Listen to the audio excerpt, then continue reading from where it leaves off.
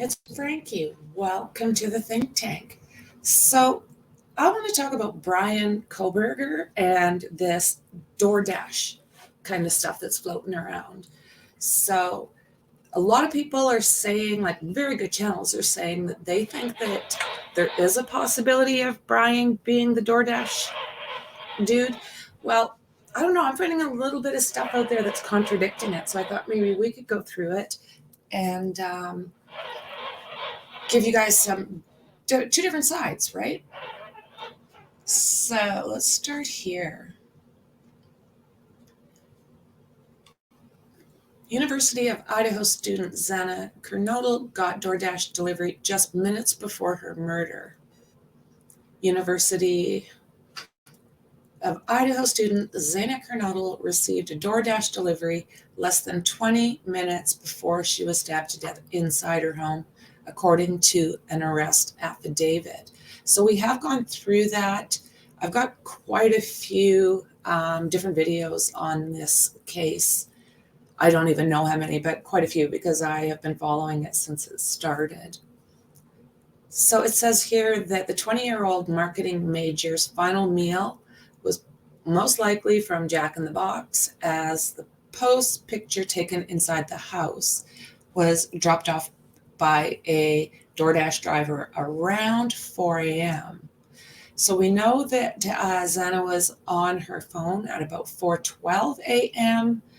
and by 4:20, her and her boyfriend Ethan, who was 20, were both brutally unalived. So we know that there was also Madison Mogan and Kaylee Goncalves, who were also unalived. They were on the floor up top. The third floor. There's 3 floors to this house. The one girl downstairs survived. The second floor, Xana and Ethan were unalived, but somehow Dylan Mortensen was able to survive. And then the next floor, the third floor, that's where Maddie and Kaylee were at. So this is what they're talking about, the DoorDash for Xana. Jack in the Box. And there's Xana, beautiful young lady. Everything you reach is supposed to have the best sense of humor.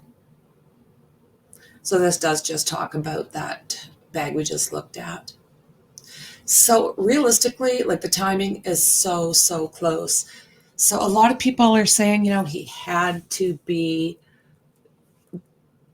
the DoorDash dude. But, in my mind, he made a lot of passes on that street there. So in my mind, just my opinion, could he not have been making those passes because DoorDash was there and he was waiting for them to leave? I don't know why he would have taken a chance knowing Xana was awake, but I don't know. I can kind of see him seeing that delivery guy kind of pull up, and when he leaves, he goes in. But who knows, right? This is just my thoughts. So, yeah. Everyone was supposedly asleep by this time except for Xana. Now, I don't know if Ethan would have been awake as well. She was also on one of the social media platforms. And until a few minutes after 4 as well. So that there is Bryan and his lawyer, $200 an hour for that lawyer, $180 for her under guys. Bryan Kohberger looks towards his attorney and Taylor. And there is a story also in the playlist about her as well, doing a little bit of explaining how she ended up leading this case for the defense.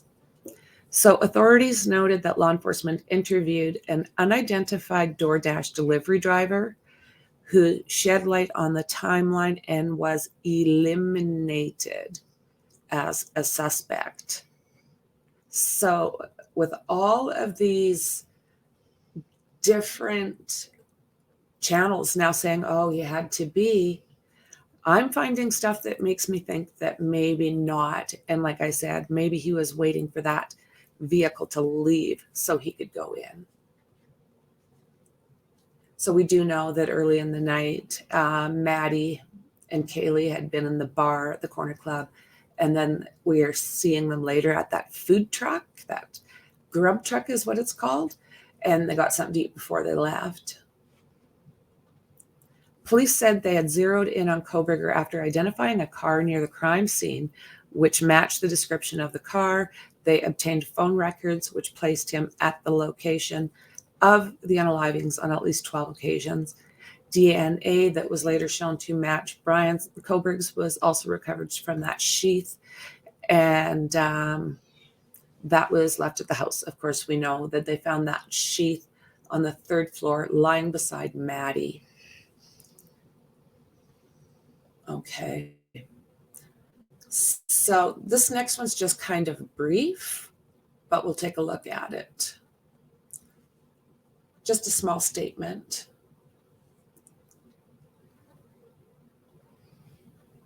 So here, and all it says is authorities noted that law enforcement interviewed an unidentified Doordash delivery driver who shed light on the timeline and was eliminated by the suspect. So this is basically what I'm finding. I don't know which way to look, so I'm just going to keep my my options still open for everything because we don't know quite yet, do we? And then what we'll look at quickly here.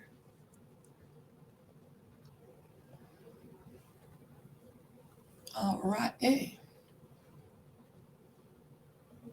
So this is just the affidavits that came through. There was 60 different warrants. And this one is for Doordash. So I just thought we would take a boo.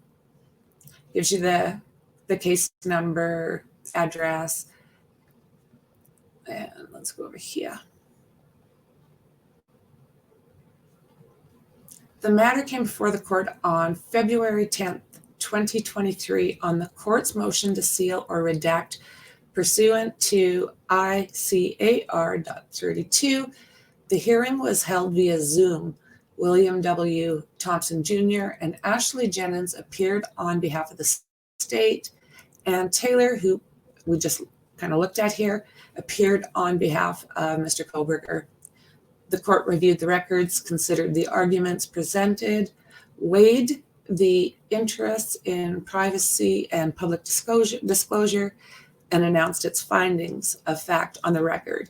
Therefore, the record finds it necessary to seal in part and redact the record related to the search warrant because the documents contained highly intimate facts or statements, the publication of which would be highly objectionable to a reasonable person. After due consideration, with good cause appearing, it is hereby ordered that the record herein shall be disclosed, except for the following: affidavit in support of the search warrant and the amended affidavit in support of the search warrant.